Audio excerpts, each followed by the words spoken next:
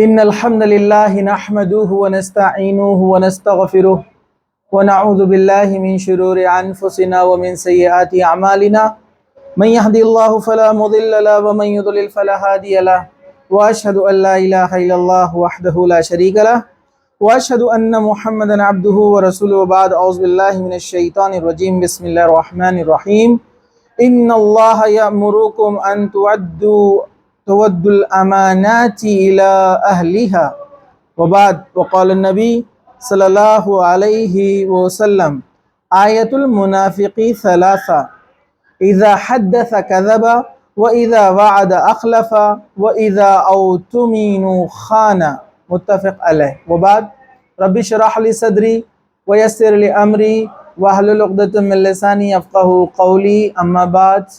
تمام قسم کی تعریف اللہ رب العزت کے لیے ہے جو تمام جہانوں کا پالنے والا ہے، اور درود و سلام ہو ہمارے پیارے نبی محمد رسول اللہ صلی اللہ علیہ وسلم پر۔ انشاءاللہ تعالی آج جو ہے آپ کے سامنے امانت کے تعلق سے قرآن حدیث کی روشنی میں چند باتیں آپ کے سامنے رکھنے کی کوشش کی جائیں گی۔ اس کو پاس کرو۔ ہاں، تو امانت، ادائے امانت کے تعلق سے ہم یہاں پر جو ہے آج بات دیکھیں گے۔ تو سب سے پہلے اللہ تعالیٰ نے سورہ نساء آیت نمبر 58 جو میں نے آپ کے سامنے پڑھی، اس کا آیت کا تھوڑا سا ٹکڑا ہے کہ اللہ تعالیٰ فرماتا ہے بلا شبہ اللہ تعالیٰ نے تمہیں حکم دیا ہے کہ امانتیں قائم کرو، امانت والوں کو ادا کرو۔ اللہ تعالیٰ کا حکم ہے کہ جن کی امانتیں ہیں ان امانتوں کو کیا رکھو؟ قائم، مطلب اس میں خیانت مت کرو، اور جتنی امانتیں آپ نے لی اس کو ادا کرو۔ قرآن کو بھی اللہ تعالیٰ نے امانت کہا ہے ایک جگہ پر، جیسے سورہ الاحزاب آیت نمبر 72 اللہ تعالیٰ فرماتا ہے إِنَّا عَرَضْنَا الْأَمَانَاتِ عَلَى السَّمَاوَاتِ وَالْأَرْضِ وَالْجِبَالِ فَأَبَيْنَ أَن تَحْمِلْنَا وَأَشْفَقْنَ مِنْهَا وَحَمَلَهَا الْإِنسَانُ إِنَّهُ كَانَ ظَلُومًا جَهُولًا۔ مشہور آیت ہے، آپ لوگوں نے سنا ہے کہ ہم نے امانت کو آسمان اور زمین اور پہاڑوں پر پیش کیا، بس انہوں نے اسے لینے سے انکار کر دیا، مطلب اس کا بوجھ اٹھانے سے، ذمہ داری سے، اور وہ ڈر گئے اور انسان نے اس کو اٹھا لیا، بے شک وہ بڑا ظالم اور سخت نادان ہے۔ مطلب یہ قرآن اور اللہ کا حکم یا احکامات الہی، یعنی جو شریعت دین اسلام ہے، ہم مسلمانوں کو اللہ نے دیا ہے، تو ہمارا کام ہے کہ اس کو دوسروں تک پہنچائے۔ اس کا حق ہم ادا نہیں کرتے ہیں، اس میں خیانت کرتے ہیں، مطلب ہم دوسروں تک نہیں پہنچاتے، یہ بھی خیانت ہے۔ آپ کو پتہ ہے ایک جگہ قرآن میں اللہ تعالیٰ نے کہا اللہ نے جن لوگوں کو ہدایت سے نوازا، انہوں نے اگر اس کی تبلیغ نہیں کی، دوسروں تک نہیں پہنچایا، جن کا یہ حق ہے، جن تک یہ پہنچنا چاہیے ان کو نہیں دیا، تو ان پر اللہ تعالیٰ کی لعنت ہے۔ لیکن جو لوگ توبہ کر لے اور اپنی اصلاح کر لے تو اللہ تعالیٰ معاف کرنے والا ہے۔ مطلب ہمیں چاہیے کہ دین اسلام جو ہم کو ملا ہے اس کو دوسروں تک پہنچانا ہے اپنی استطاعت کے مطابق جتنا ہو سکتا ہے، ٹھیک ہے؟ چلیے، تو یہاں پر اس کو بھی امانت کہا گیا ہے، قرآن بھی امانت ہے، یہ ہماری جاگیر نہیں ہے، یہ اللہ نے ہم کو دیا ہے علم، اسے دوسرے انسانوں تک پہنچانا ہے، وہ مسلمان جو نہیں جانتے اور وہ غیر مسلم جو اسلام سے بہت دور ہے، تو ان اسلام کے بارے میں ان کو بتانا یہ ہماری ذمہ داری، ہماری امانت ہے۔ لیکن ہمارا جو ٹاپک چل رہا ہے وہ امانت، عام امانتیں جو ہم کہتے ہیں، جیسے اللہ تعالیٰ نے سورہ نساء آیت نمبر 58 میں کہا کہ امانت والوں کو ان کی امانتیں ادا کرو۔ اب امانت کیا ہے؟ امانت ایک وہ ذمہ داری ہے، ایک رسپانسبلٹی ہے جو ایک شخص دوسرے شخص پر دیتا ہے۔ جیسے کسی نے آپ کے پاس کچھ روپیہ پیسہ لا کے رکھا اور کہا کہ بھائی آپ کے پاس رکھو، حفاظت سے رہے گا، یہ امانت ہے، آپ کچھ دنوں بعد مجھے واپس کر دینا، یا جب میں کہوں گا مجھے لوٹا دینا، یا یہ امانت ہے اسے دوسرے تک پہنچانا ہے، تو آپ اس کو حفاظت کے ساتھ جتنا دیا ہے اتنا پہنچا دیجیے، یہ امانت ہے، اب آپ کی ذمہ داری ہے اس کی حفاظت کرنا۔ تو اگر آپ حفاظت کی ذمہ داری لے سکتے تو لیجئے، ورنہ سیدھے بول دیجئے کہ نہیں میں نہیں رکھ سکتا۔ تو آپ نے ایک بار امانت لے لی تو اب آپ اس کے مرتکب ہے کہ آپ اس کی حفاظت کریں گے، ورنہ اللہ تعالیٰ نے جو حکم دیا ہے کہ امانت آپ کے پاس جو رکھی گئی اس میں خیانت نہیں ہونی چاہیے، تو اب آپ کو وہ حفاظت کرنا ہے اس کے مال کی یا اس کے جو بھی چیز ہے۔ کسی نے زمین دی آپ کو، یہ امانت ہے کہ بھائی مجھے بعد میں لوٹا دینا، بھی استعمال کرو۔ کرائے کا گھر جو ہوتا ہے نا، لوگ بیٹھتے تو اٹھتے ہی نہیں وہاں سے، یہ آپ نے کیا کیا؟ اس میں خیانت کیا آپ نے، اس کو جس نے آپ کو جگہ دی رہنے کے لیے، لوگ اٹھتے ہی نہیں، بولتے پیسہ دو تو ہم اٹھیں گے، یہ خیانت ہے۔ اسی طرح بات بھی امانت ہوتی ہے. جیسے آپ کا دوست یا فرینڈ نے کہا کہ یہ ایک بات میں تم کو کہہ رہا ہوں، کسی کو کہنا نہیں، تو یہ بھی امانت ہے. ہمارے پاس کیا ہوتا، ایک آپ کا فرینڈ آتا اور بولتا ہے خاص بات تم کو بول رہا ہوں، کسی کو بتانا مت، پرسنل چیز ہے میری. آپ کیا کرتے، ہاں ہاں یس یس بولتے. پھر آپ اپنے جگری دوست کو، اپنے پکے فرینڈ کو جا کر بولتے صرف تم کو بتا رہی، میں کس کو نہیں بولنا. وہ اس کے خاص کو بولتے، وہ اس کے خاص کو، اور گھوم کے اس تک آ جاتی بات جس نے بولا تھا. وہ پریشان ہوتا ہے بات کیسے لیک ہوگی. تو یہ بھی خیانت ہے. ہاں کوئی ایسی بات چھپا رہا ہے وہ جو کہ گناہ کی ہے، جس سے وہ انسان کو آخرت میں نقصان ہو سکتا ہے، تو وہ بات آپ نہ چھپائے تو چلے گا. آپ اس کے ذمہ دار پیرنٹس وغیرہ کو جا کر کہہ سکتے ہیں کہ یہ فلاں فلاں غلط کام کر رہے ہیں جو کہ صحیح نہیں ہے. تو یہ اس میں آپ کی نیت کیا ہے، اس کی اصلاح کی نیت ہے، نہ کہ اس کو نقصان پہنچانے کی. تو یہ تو ثواب ہے، سمجھا آپ کو. لیکن کسی کی کوئی پرسنل چیز ہے اور اس نے کہا کہ امانت ہے، آپ کسی کو بولنا نہیں، تو وہ بات بھی امانت ہوتی ہے، یاد رکھیے. چلیے اب ہم آگے بڑھتے ہیں. حدیث ہے، بخاری مسلم کی حدیث ہے، اس کو بولتے ہیں متفق علیہ. متفق علیہ مطلب جو حدیث بخاری میں بھی آئی اور مسلم میں بھی آئی، مسلم شریف اور بخاری شریف. اس حدیث کا درجہ گریڈ 1 ملتا ہے اس کو، نمبر 1. کیوں؟ کیونکہ امام بخاری امام مسلم نے حدیثوں کو بہت جانچ پرکھ کر بہت احتیاطی تدابیر سے جمع کیا ہے، اور دونوں کی بک میں وہ کتاب سیم حدیث موجود ہو تو مطلب یہ بہت چھن کر آئی ہے، اس میں جھوٹ ہونے اور غلط ہونے کے امکانات نہیں کے برابر ہیں، اس لیے اس کو گریڈ 1 دیا جاتا ہے. تو بخاری مسلم کی حدیث ہے، یعنی متفق علیہ. اللہ کے رسول صلی اللہ علیہ وسلم فرماتے ہیں آیت المنافقی ثلاثہ، منافق کی 3 علامتیں ہیں. کیا ہے؟ اذا حدث کذب، جب بات کرے تو جھوٹ بولے. اب اپنے آپ کو چیک کرو سب، یہ منافق کی صفت ہے، جب بات کرے تو جھوٹ بولے. وَإِذَا وَعْدَ أَخْلَفَ، جب بات وعدہ کرے تو وعدہ توڑ دے. پرومس، بریچ آف پرومس، وعدہ توڑنے والا. تیسرا فرمایا وَإِذَا وَعْدَ أَخْلَفَ وَإِذَا أَوْتُمْنِ خَانَ، جب اس کے پاس امانت رکھی جاتی ہے تو خیانت کر دیتا ہے. تو کہا کہ یہ آدمی پکا منافق جس میں صفتیں پائی جائے. اور مسلم شریف کی حدیث میں اور زائد حصہ ہے، کیا ہے؟ وَإِن صَامَ وَصَلَّ وَزَعَمَ أَنَّهُ مسلم، یہاں تک کہ وہ آدمی روزے بھی رکھتا ہے، نماز بھی پڑھتا ہے اور سوچتا ہے کہ میں مسلمان ہوں، لیکن وہ منافق ہے. اب آپ سوچئے کتنا کلیئر کیا ہے. نماز بھی پڑھتا ہے، روزے بھی رکھتا ہے، لیکن کیا کرتا ہے؟ جھوٹ بولتا ہے، وعدے توڑتا ہے اور امانت میں خیانت کرتا ہے. تو اللہ کے رسول کیا فرما رہے ہو؟ مسلمان نہیں، وہ منافق ہے. اب منافق کا معاملہ کیا ہونے والا ہے آپ کو پتا ہے؟ پکا منافق جو رہے گا، اللہ تعالیٰ نے قرآن میں فرمایا ان المنافقین فی الدرک اسفل من النار، منافق جہنم کے سب سے نچلے گڑھے میں جائیں گے. اور آپ جانتے ہیں دیگ میں جب کھانا بنتا ہے تو اوپر کے چاول دیکھ کر آپ سمجھ جاتے ہیں گل گئے، لیکن نیچے والے چاول کی کیا حالت ہوتی ہے؟ کالے ہو کر جل کر راکھ ہو جاتے ہیں. تو ہمیشہ نچلے حصے میں ٹیمپریچر زیادہ ہوتا ہے، تو جہنم کے نچلے حصے میں بھی ٹیمپریچر زیادہ ہے. اور یہاں کون جانے والے ہیں؟ منافق. اب ہر کوئی اپنے بارے میں سوچئے، کتنے عام سمجھتے ہیں جھوٹ بولنا، وعدہ توڑنا، امانت میں خیانت کرنا. کتنے ایسے لوگ آپ کو دکھیں گے جن کا نام عبداللہ، محمد اور عبد الرحمن ایسے نام ہیں، اور انہوں نے کیا کیے؟ بھائی کی زمین ہڑپ لی، بہن کا کھیتی میں سے حصہ لے لیا، وراثت میں بہن کا حصہ تھا نہیں دیا. امانت میں خیانت ہے نا؟ تو یہ امانت میں خیانت ہے. شاید مشکل سے 10% لوگ ہوں گے جو بہن کو وراثت میں حصہ دیتے ہیں باپ کے، 10% سے بھی کم ہوں گے.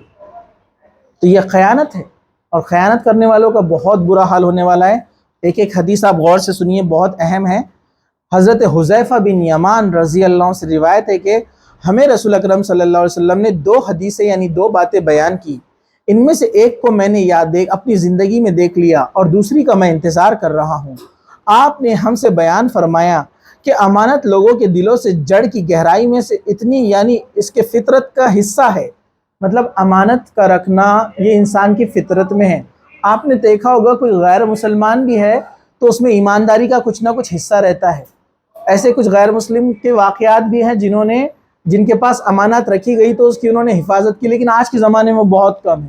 اعتبار کے لائق بہت کم لوگ ہیں۔ تو انہوں نے امانت کو رکھا، اس کا مطلب یہ ہے حالانکہ ان پر اللہ کا حکم ان کو معلوم نہیں ہے، اللہ کے رسول کی حدیث ان تک نہیں پہنچی، اس سے پتہ چلتا ہے کہ انسان کی فطرت میں اللہ نے بنایا ہے امانت داری، کہ دھوکہ نہیں دینا۔ اس کا دل بولتا ہے، اندر سے گواہی دیتا ہے کہ کسی کو دھوکہ نہیں دینا، اس لیے ہر انسان سوچتا ہے کسی کو دھوکہ نہ دے، ٹھیک ہے، چاہے مسلمان ہو یا غیر مسلم۔ کیوں؟ کیونکہ اللہ کے رسول نے فرمایا یہ فطری ہے، انسان کے دل کے اندر ہے۔ پھر آگے کیا فرماتے ہو صحابی؟ پھر قرآن نازل ہوا اور انہوں نے اس قرآن اور سنت سے جانا، فطرت کا یہ سبق قرآن و حدیث کے علم سے تازہ ہوا۔ پھر وہ کیا فرماتے ہیں؟ ہر انسان کی فطرت میں تھا کہ دھوکہ دینا غلط ہے، لیکن عربوں میں عام تھا آپس میں دھوکہ دینا، ٹھیک ہے، مطلب جو امانت میں خیانت کرنے کا تعلق سے بہت کم لوگ تھے جو امین کہلاتے تھے، جیسے اللہ کے رسول صلی اللہ علیہ وسلم۔ آپ کے دشمن بھی اپنی امانت اللہ کے رسول کے پاس لا کے رکھتے تھے، آپ کو پتا ہے، جو غیر مسلم تھے وہ اپنی امانتیں، اپنا گولڈ سلور پیسہ وہ سب کہاں لا کے رکھتے تھے؟ اللہ کے رسول کے پاس، کیونکہ ان کو معلوم تھا کہ یہ آدمی ایماندار ہے، یہ خیانت نہیں کرے گا، جتنا لیا وہ لوٹائے گا، سیکیورٹی ہے یہاں پر۔ تو اللہ کے رسول اس بات میں مشہور تھے، امین، امانت دار۔ تو کہا کہ جب قرآن نازل ہوا تو قرآن کے تعلیم نے، قرآن کے حکم نے اس امانت کو ہم کو اور تازہ کر دیا، مطلب ہم اس میں اور زیادہ مضبوط ہو گئے۔ پھر وہ فرماتے ہیں پھر آپ نے ہم سے بیان کیا کہ امانت اٹھ جائیں گی۔ اللہ کے رسول نے فرمایا اب کچھ وقت صحابہ میں بہت ایمانداری تھی، امانت داری، لیکن ایک وقت آئے گا کہ اللہ کے رسول نے فرمایا امانت اٹھا لی جائیں گی۔ آپ نے فرمایا اس طرح کہ آدمی سوئے گا، امانت اس کے دل سے قبض کر لی جائیں گی، بس اس کا اثر ایک معمولی سا نشان کی طرح باقی رہ جائے گا۔ مطلب ایک انسان دن میں امانت دار تھا، کسی کی کوئی چیز لیا اور سو گیا، اور راتوں رات بے ایمان ہو گیا، صبح اٹھا تو خیانت کر دیا، تو کہا کہ وہ خیانت کرے گا، پھر وہ سوئے گا اور امانت اس کے دل سے اٹھا لی جائیں گی، اور اس کا اثر آبلے کے مانند باقی رہ جائے گا۔ آبلہ مطلب چھالا، مطلب کسی کو آگ نے چھوا اور جس سے اس کو چھالا آ گیا، اندر اس کی کچھ حیثیت ہے، وہ کب ختم ہو جائے گا پتہ نہیں۔ تو امانت کا معاملہ بالکل ایسا ہے کہ دکھیں گی تو صحیح کہ آبلہ یعنی چھالا ہے، بہت بڑا دکھتا ہے، لیکن اندر کچھ بھی نہیں رہتا ہے اس کی، سمجھا آپ کو؟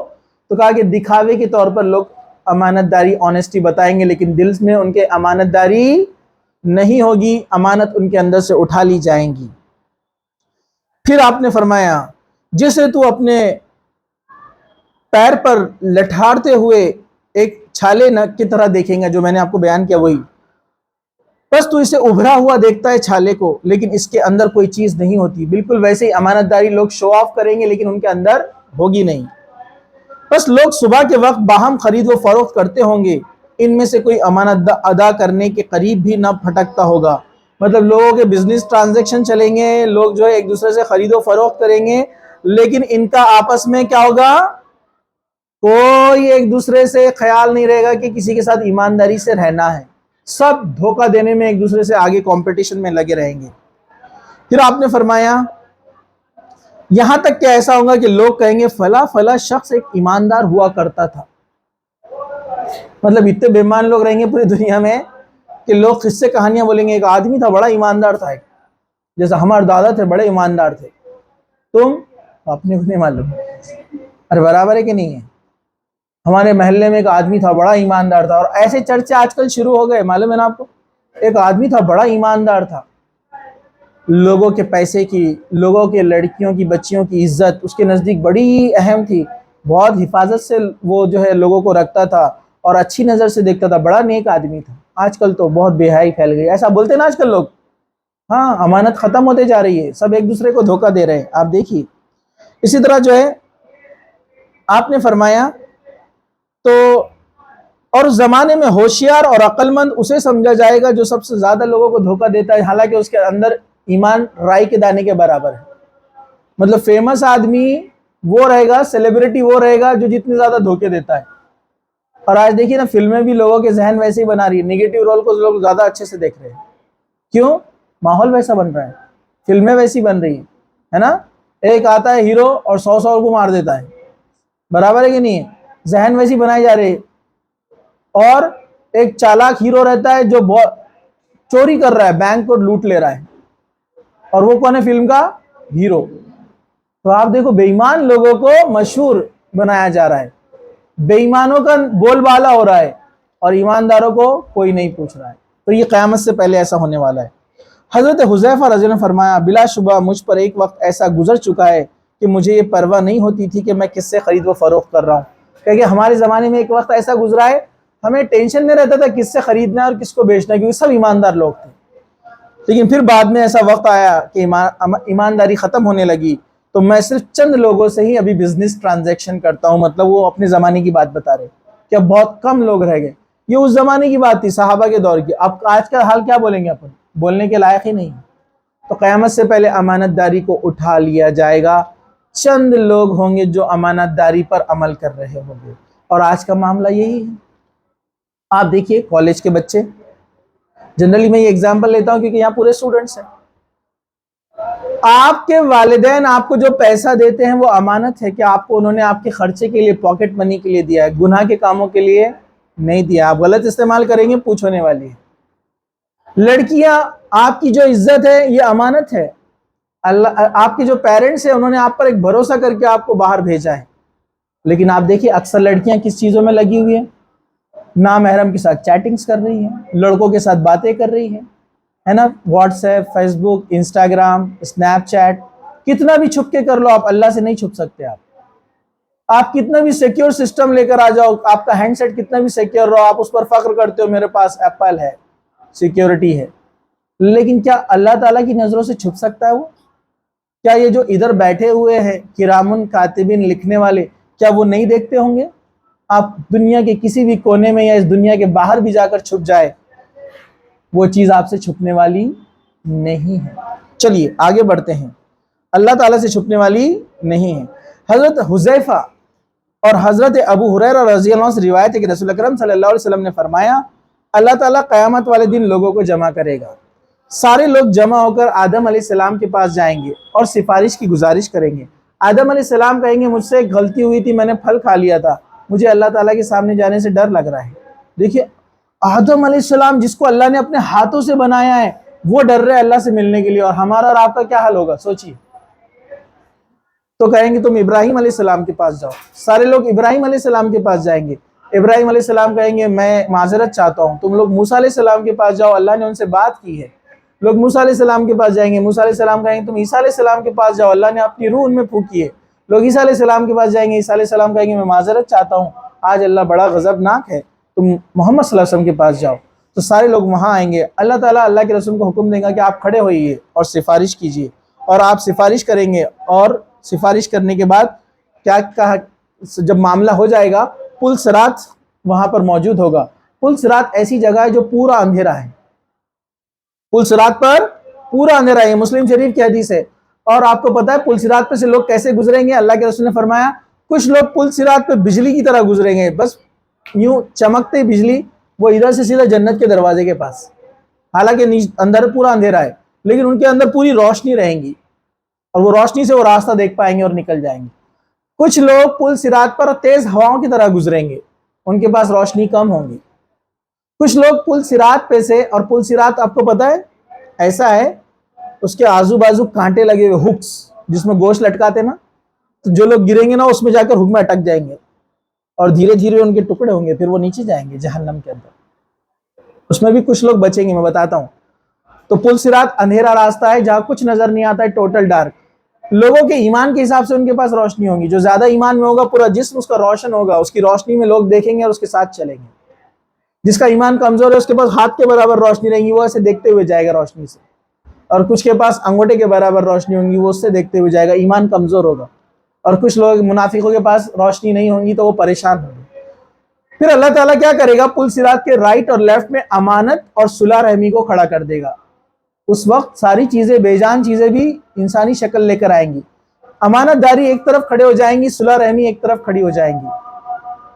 تو جس نے امانت کو قائم کیا تھا وہ امانت داری اس کو پل صراط پہ گرنے سے بچائیں گی، اس کو پش کر کے اس کے راستے کی طرف لے کے جائیں گی جو جنت کا راستہ ہے۔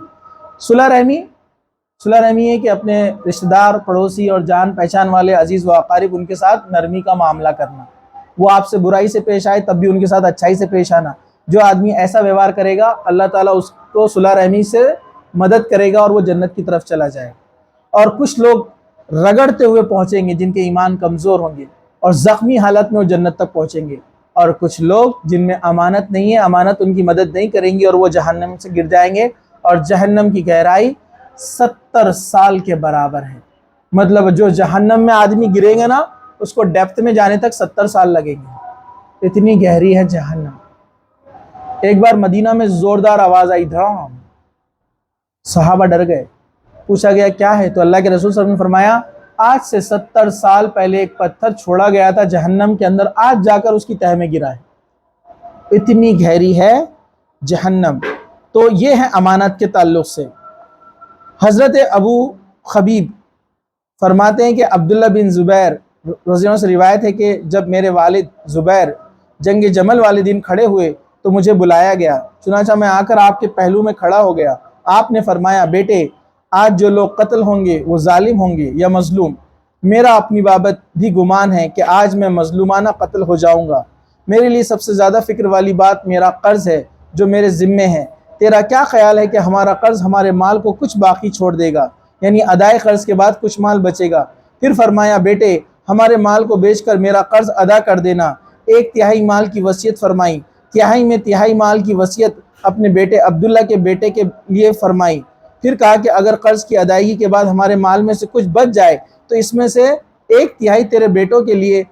اور ہشام کی حدیث کی ایک روایت میں ہے، انہوں نے کہا کہ عبداللہ کے لڑکے خبیب اور عباد حضرت زبیر رضی اللہ عنہ کے بعض بیٹوں کے ہم عمر تھے، یہ حصول میں مساوی تھے۔ اس وقت حضرت زبیر کے 9 لڑکے اور 9 لڑکیاں تھیں۔ حضرت عبداللہ رضی اللہ عنہ کہتے ہیں کہ آپ نے مجھے اپنے قرض کی بابت وصیت کی، مطلب دادا سے چل رہا ہے پورا، کہ بیٹے کو نصیحت کی تھی کہ قرض ادا کر دینا۔ اگر قرض کی ادائیگی کچھ عاجز آ جائے تو میرے مولا سے مدد طلب کرنا، یعنی حضرت عبداللہ سے۔ کہا اللہ کی قسم میں نہیں سمجھا کہ مولا سے آپ کی مراد کیا ہے، حتیٰ کہ میں نے پوچھا ابا جان آپ کا مولا کون ہے؟ آپ نے جواب دیا اللہ۔ پھر فرمایا عبداللہ رضی اللہ عنہ نے کہا بس اللہ کی قسم آپ کے قرض کے بارے میں جب بھی کسی پریشانی سے دوچار ہوتا ہوں تو میں کہتا ہوں اے زبیر رضی اللہ عنہ کے مولا، یعنی اے اللہ اس قرض کے ذمے سے میری ذمہ داری مکمل فرما، اور اللہ نے ان کی مدد فرمائی۔ دیکھیے ان کو لگا ایک جنگ میں گئے جہاد میں جہاں پر ان کا واپس لوٹنا ناممکن تھا، تو بیٹے کو کیا وصیت کی؟ اگر میں شہید ہو جاؤں تو میرا قرض جو ہے میرے مال میں سے بیچ کر دے دینا۔ دیکھیے امانت کی کتنی زیادہ۔ ایک بہترین واقعہ بتا کر میں اپنی بات ختم کرتا ہوں آپ کو۔ اللہ کے رسول صلی اللہ علیہ وسلم کو قتل کرنے کا پلان بنایا گیا، پتہ ہے نا آپ کو، مشرکین مکہ نے، اور ہر قبیلے کا ایک نوجوان اکٹھا ہوا تاکہ سارے قبیلے ایک ساتھ رہیں گے تو اللہ کے رسول کا قبیلہ جو ہے آپ کے خلاف نہیں جا سکتا، تمام قبیلوں کے۔ جو قتل کرنے آ رہے ہیں ان کی امانتیں اللہ کے رسول کے پاس رکھی ہوئی ہیں، اگر چاہتے تو آپ بولتے تھے یہ تو مجھے مارنے آ رہے ہیں، ان کی امانت ہڑپ کر لو، نہیں کیا۔ جب آپ کو حکم ہوا کہ مدینہ ہجرت کرو ابو بکر صدیق رضی اللہ عنہ کے ساتھ، تو اللہ کے رسول نے رات میں کیا کیا؟ ساری امانتیں نکالی، حضرت علی سے کہا تم سب کی امانتیں لوٹانا اور پھر مدینہ آنا، اور اپنی جگہ حضرت علی کو سلا دیا، اور پھر راتوں رات حضرت ابو بکر صدیق اور اللہ کے رسول صلی اللہ علیہ وسلم ہجرت کر گئے۔ لوگ جب قتل کرنے کے لیے آئے تو پہلے سوچا کہ کمبل نکال دیں گے، جب کمبل ہٹائے تو دیکھا حضرت علی ہے، وہ لوگ رک گئے، قتل نہیں کیا، پھر پلٹ گئے وہاں سے۔ حضرت علی صبح اٹھے، سب کی امانتیں لوٹائے اور پھر بعد میں مدینہ پہنچے۔ جن جن کی امانتیں وہاں رکھی تھی سب کے دل نرم پڑ گئے اسلام کے تعلق سے، کہ جو شخص کو ہم قتل کرنے جا رہے ہیں وہ آدمی نے جانے سے پہلے سب کی امانتیں لوٹائی۔ یہ اللہ کے رسول کا کردار تھا، جو مکہ میں آنے کے بعد وہ تمام لوگ جو امانتیں رکھتے تھے سب سے پہلے ایمان لائے، وہ لوگ آپ کے عمل سے اتنے متاثر تھے۔ تو بڑی افسوس کی بات ہے کہ آج ہم ایک دوسرے کی امانتیں جو ہے اس میں خیانت کرتے ہیں، ہڑپ کر لیتے ہیں، اور ذرا بھی نہیں سوچتے کہ حساب دینا ہے۔ تو یہ امانت کے تعلق سے مختصر سا میں نے آپ کو کہا، انشاءاللہ اس کا ریمیننگ جو حصہ ہے پارٹ ہے، ہم کسی اور وقت جو ہے انشاءاللہ اس کو دیکھنے کی کوشش کریں گے۔ اللہ تعالیٰ ہم سب کو امانتوں کا پورا کرنے والا بنائے۔ اللہ سبحانہ و تعالیٰ ہمیں جب تک زندہ رکھے دین اسلام پر رکھے، خاتمہ ایمان پر ہو۔ وآخر دعوانا الحمدللہ رب العالمین۔ سبحان ربک رب العزت عما یصفون وسلام علی المرسلین والحمدللہ رب العالمین۔ چلیے